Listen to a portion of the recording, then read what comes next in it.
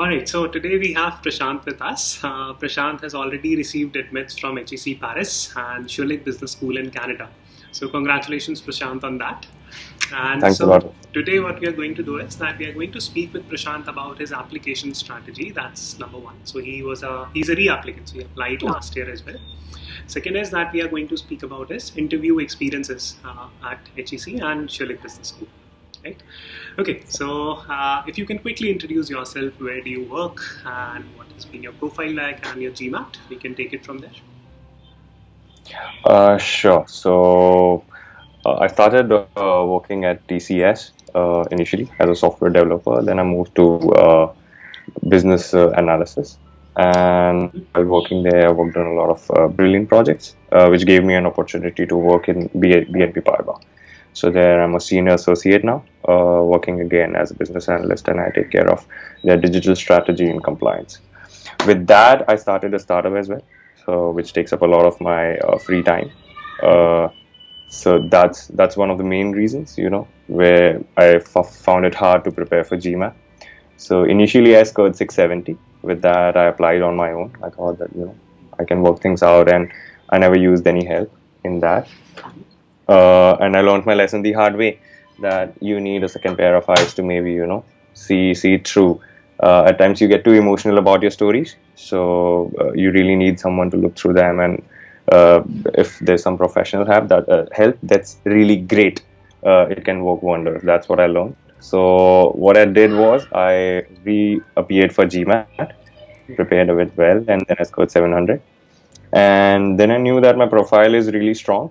The kind of promotions I had, the kind of work I'm doing, as well as the startup thing, which has taught me a lot of things, and the kind of work I've done in my startup. And one thing which went a bit wrong, I'll say, in my application again this year, is that I became a bit late in seeking help as well as applying. So in most of the colleges, I applied for second round. So wherever Akshat helped me, I almost got a wait list to say in like really top colleges. And I know for sure if I would have applied in first round, I would have gotten through. So my profile was that great. So to say, even I have wait list in NYU right now. So I got through Schulich, and that's what we correct. That we try and apply early with these marks and profile. So I did that to HEC, and then I got through. Okay. All right. Wonderful, man. So I think one of the key questions that applicants struggle with is that what is the importance of GMAT? So since you have done your GMAT bit a few times, if you can comment on how important according to you GMAT component for Indian male applicants is. I'll say it's very important. So if you are an Indian, it is very important because we need to understand that there are a lot of applicants from India. And everybody has done great things in life, so they can have great stories and everything. And if there are a lot of applicants, how do they bifurcate to pick up? And they can't interview everything when we come down to the volumes. Okay. So maybe just to qualify, and if you have a wonderful profile, and maybe just to qualify, I think it's important. If you still, trade down the generic line that you have done engineering and you're working in a good MNC, I think it's very important. If you have a very variant profile to say, if you have started an NGO and it's doing greatly and you have done really something out of the box, then maybe if you lag behind a bit, then it's fine. So colleges do have to take care of their rankings and averages, because that's what people see in the rankings at times. So I think it's very important that you take care of the GMAT initially and get it out of the way. Okay. So from your own personal experience, so you work in IT, right? So that's a fairly commonistic profile. You had a 700 on the GMAT, and you still ended up with a waitlist from Cambridge, NYU Stern, and 2 admits. So Yes. in your case, what allowed you to differentiate your profile? I think the kind of work I did, even in my IT profile, the kind of connections I made. So I had a pretty international profile to say. I worked with a lot of international people. I traveled really less, but still it was there. I'll say if you have international exposure, that's fine. And majorly what differentiated my profile was, again, a recommendation from someone working across the continent from Europe. Yeah. So that shows that you have built like really great connections. On top of it, I'll say that, you show that you have some potential for innovation and leadership, that you have a startup and it's working well.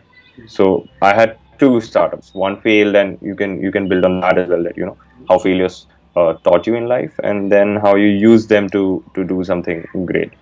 So that balancing factor played a really great role, and that's what I got asked a lot of questions on in interview. So everybody was interested in that. So I figured that this is one thing which really made my profile interesting. Got it. So I'll just summarize the important points so far. So one is that you should apply in round one, preferably, right? Yes. In terms of GMAT, you should at least have a threshold number in mind. So in your case, Yes. that's the 700 for majority of the schools that you applied to and got interested in. Especially if you don't have anything significantly differentiating on your profile. Number three, if you come from a commonistic background like IT or IT consulting, then try to do some unique things. Whether it's so Prashant, for example, managed his own startups, and he could speak about it from a leadership perspective. Also, get some international exposure. So I don't think so. If you could quickly clarify that you did not work abroad per se, right? You, however, had I did. You Okay. did something, and I was lucky enough to get something as an international project. No. So maybe for a bit, I got to work in an international setup. Yes, I did travel a bit. Okay. And on top of it, I'll add that, do, even if you have a very common profile, and even if you don't have a startup, maybe keep doing your volunteering things parallelly. Don't start like very late. I've been doing it, and it made my profile outshine as well. That the kind of NGOs I partnered with, and from the very beginning, from my college time. So I have like good 5-6 years of volunteering activities, which are portrayed there. Even that is something which gives an emotional touch to your profile, and you come across as a person who will give back to their community, and that's what colleges look at as well. That you know what you're doing, especially in case of HEC. So they really are into how much you can give back. Brilliant. So I think the third point, for us to quickly summarize, is that if you have a common profile, then try to do something unique, whether it's starting your own organization or volunteering with a non-profit, and do it on consistent basis, so that you will have something materialistic to speak about, or something material to speak about on your apps. Okay? Yes, Cool. correct. All right, brilliant. So just looking a year back, so which colleges did you apply to last year, and what were the results like, and what changed for you this year? Okay, initially I was pretty much focusing on US. So to go ahead with, I applied to Vanderbilt. So I focused on like smaller class sizes. GSB I applied to, then I applied to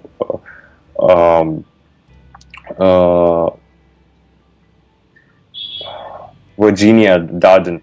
I applied to. So yeah, I really went out of profile, reading a bit of things that if you have a good profile, you can get through. So I had all these things even at that time. But then I realized a lot of mistakes which I made in my application process. That's what I'll say. Okay, so speaking about major mistakes that you made, so what were, let's say, 2 critical mistakes that you made in terms of essay writing last year? Yes. So in that, we as human beings get a lot emotional about our own topics when we are writing about our own selves, and as Indians, we are not good at selling ourselves that much. So either we oversell or undersell. That's what I'll say. So at times you need that precision, that how much and what to write about a particular topic as an introduction, how to go in depth about an essay. So if you're looking to get pre-selected for interview, I think essays are the best thing. If you just qualify with everything else, essays are a major thing which is looked at, and they need to be done with perfection, and they can't be done like in a hurry. So I know with you, I worked on maybe for the initial essays, we worked on 10 to 12 drafts, which went back and forth, which we started off with discussing what we could write, and so that's how we got things wrong, which I didn't do in the first attempt. I wrote something, then maybe I revised it once or twice, and it felt right. But I think when you get a second pair of eyes, they kind of point out that okay, maybe you can reduce this part, introduce this, include something more, include examples, and do that kind of thing to make your essay perfect. And those kind of things really help when you do it. Then you know that where you started off your essay, and when you see the finished product, it's way different, and that's what makes the difference. When all good colleges at least put you in the wait list, even if you're late and even if you lack a bit. So even if you're in the wait list, you almost qualified in the sense that it's just their way of saying that you're late, more or less. Yeah. So if you're in the second round, otherwise I'll say yeah. So these are the things which matter. All right, so you have two great offers. One is from a Canadian school and one is from HEC. So a lot of people these days, they are interested in going to Canada. So why are you picking HEC Paris over Schulich? I feel the return of investment is one thing. That's how I am as a person. I like taking risks. I know there's a risk involved when you go to Europe, and Canada is a much safer option. But again, if you're looking to do great remuneration wise and how much investing in your MBA and getting the returns, so if you know that you can build those networks, you are good with your communication, you are ready to learn a new language, and you're ready to take a bit of risk, but they'll pay off. That's when you take up something bigger. So working wise as well as brand wise, I felt HEC is a better choice, so I made that choice. Okay, wonderful. So at this stage, what we can do is that we can move on to speaking about your interview experiences at HEC first, and then we will speak about Schulich. Sure. All right, so Prashant, if you can just quickly, so we will speak about your HEC interview experience. So if you can just quickly explain what was the process like and who took your interview. You don't need to take names. And what were the general feel about the interview? Sure. So to go ahead with, there's a pre-selection which happens, and then you get the names of your interviews, and interviews are taken by alumni. So there are two interviews to start with, and usually they try and find interviewers near your location so that the interviews can happen face to face, but generally at least one interview happens face to face. So in my case, one interview was from my own location, Mumbai, and one was from Paris. So we were trying to fix something. So to give you the name, so you have to fix the interview, and that's the great thing. So initially they judge how you interact with people, how you approach people, so whether you can build that network or not. So it starts really early, even in the selection process, and alumni have great say in the selection as well. So you reach out to them, you take care of how approachable they are, and take care of their convenience of when they want to take the interview. So you have to be really gentle in your approach. To say you have to take care of their needs, and they are very gentle, I'll say, in return as well. So one was on Saturday, one was on Sunday, but something came up, so I had both the interviews on Sunday within a span of 6 hours. So with the first interview, I'll say it happened in a cafe, and which was in 2010 pass out. So it's a very conversational interview to start with. So you have to present 10 minutes on a topic which you are very passionate about, or where you can give something in terms of knowledge, as well as they see if you have researched the topic well. So at times the interview might ask you to send the presentation beforehand so that they can come up with questions, and that's what happened in my case as well.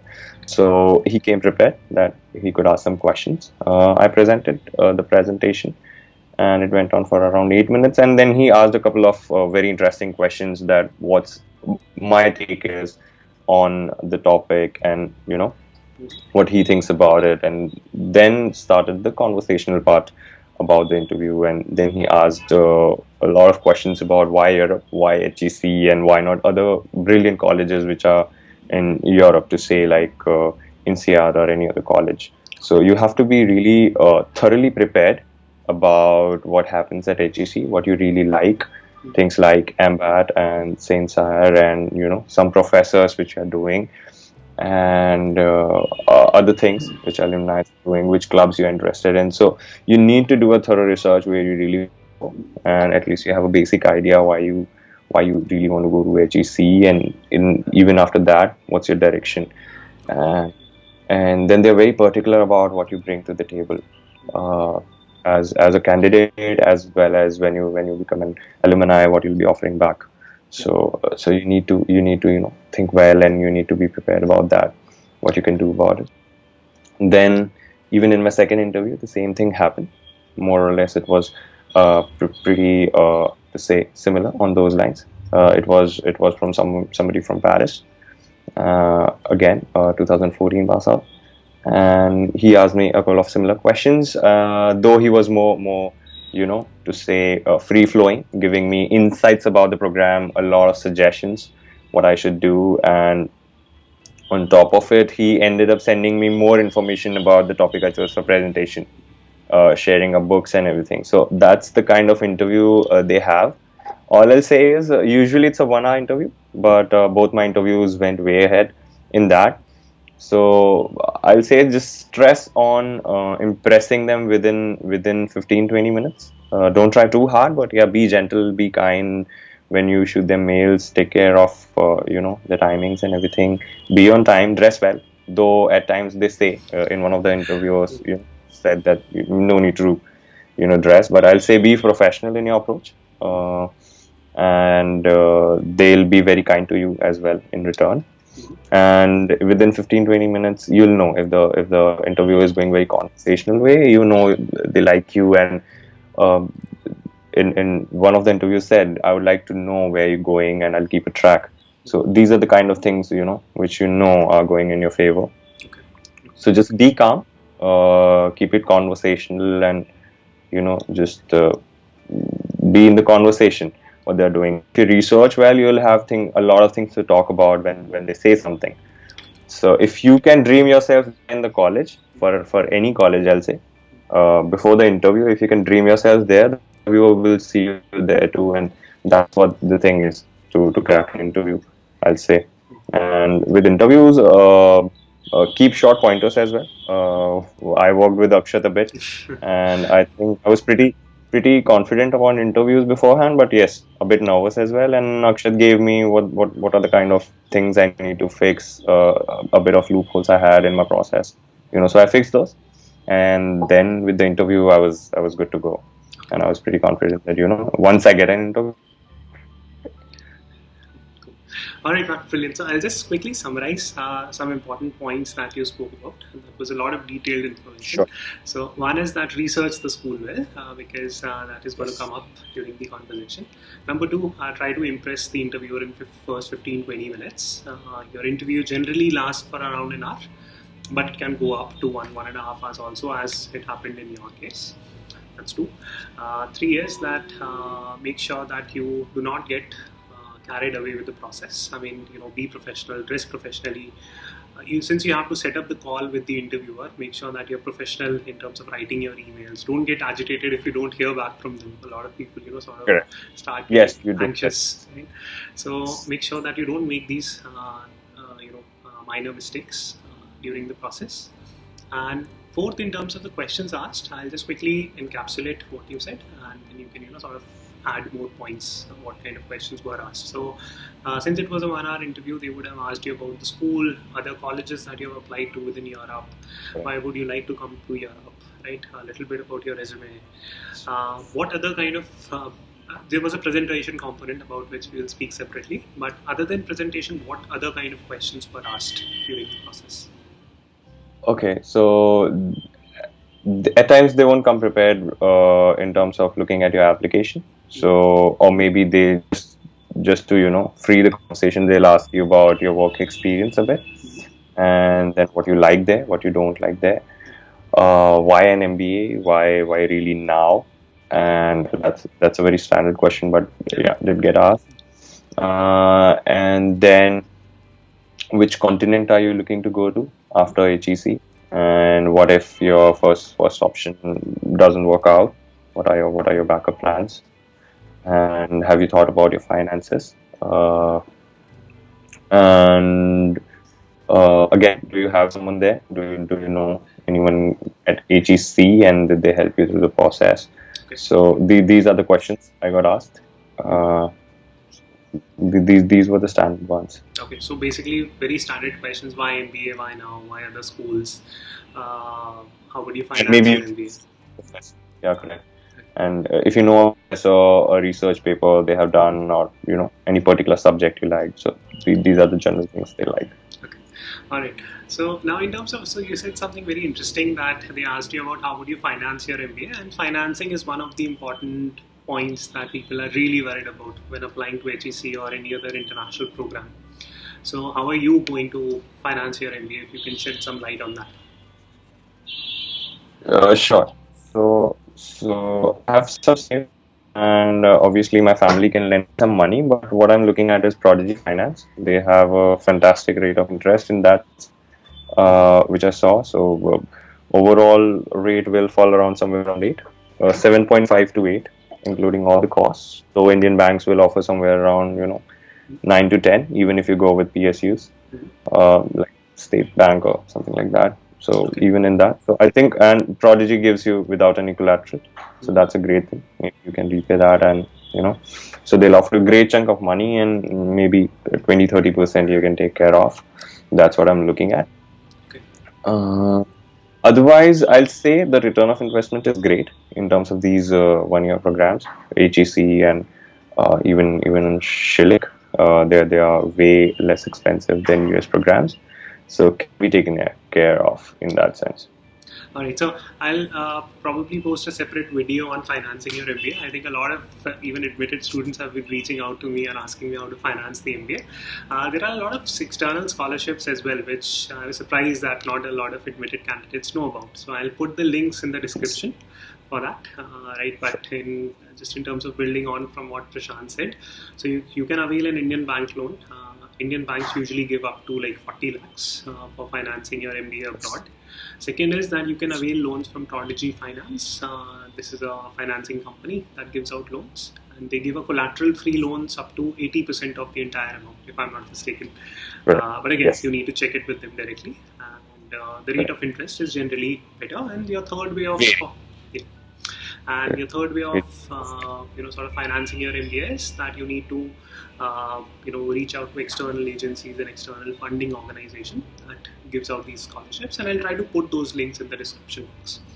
All right, wonderful. So Prashant, any tips on so if you can speak a little bit about your presentation component of HEC, that is slightly unique to HEC, not too many schools have it. So what was it like, what was the topic like, and how did you approach the entire presentation component? Okay. I'll say it can be really confusing because they say they look at leadership, diversity, innovation, and these kind of factors. So initially, I thought that if that is the case, I'll present something about benefits of startup. But then I chose something which which can have more stats oriented as well as great points. So I chose the topic emotional intelligence in the world of artificial intelligence. And so we have a lot of automation going on, a lot of artificial intelligence related things coming up, and so I portrayed how it's impacting the job market. But as I'm going to a business school, it is really important that how emotional intelligence works, and the people from future will have that. Maybe you're not good at solving things faster, but you're really good at understanding emotions or negotiations or conflict resolution. So that is what my presentation was about. So a little bit of numbers, stats, as well as a little bit of content near around the business side of things. So that's what I chose, and yeah, it really went well. You can choose something where you can strike conversations later on, which is a bit subjective in that sense that people can have different opinions how they have experienced it. Yes, so that's what I did. Okay. So a lot of people get confused when they get HEC interview invites that, hey, how should I go about picking my presentation topic? So in your case, you chose a combination kind of a topic where you could speak about stats, which a topic that you knew about a little bit. And the third point was that where you can have a conversation with the person on the other end. So what advice would you give to people in terms of picking topic for this presentation? Don't pick something which is really complex, which you have a hard time explaining the interview, as well as don't pick something very simple which they have like a great idea about or know everything about it. So give them something which is in terms of that you can explain within 10 minutes, as well as where they learn something new, and as well as they get curious about it, they ask a few questions. So that is it's the first thing which happens in the interview. So use it as an icebreaker, that take them to the class where you're explaining them something, explain it well, communicate well, keep it lively, keep slides with less information, just pointers, and maybe you speak more so that they don't look at the slides, they look at you and hear in the information you're passing, and then keep it that way. So they'll be so that's the way to strike the conversation and take it forward. Brilliant. So I think you have summarized it well. So I'll not, give a summary of how to create a presentation for HEC. So great, man. So anything that we missed about the HEC interview that you would like to speak about? No, I think we pretty much summarized it well. Okay. So one thing I'll say is the way you have seen me swaying away a lot, giving a lot of information, and Akshat summarizing it. That's my interview as well as application process. I always, fill in too many details, and Akshat makes it precise, and that's how it works. You need to be precise for your applications in every aspect. All right, brilliant. So what we can do now is that we can chat a little bit about your Schulich application process and the Sure. Canadian education MBA scene and interview experience there. Okay.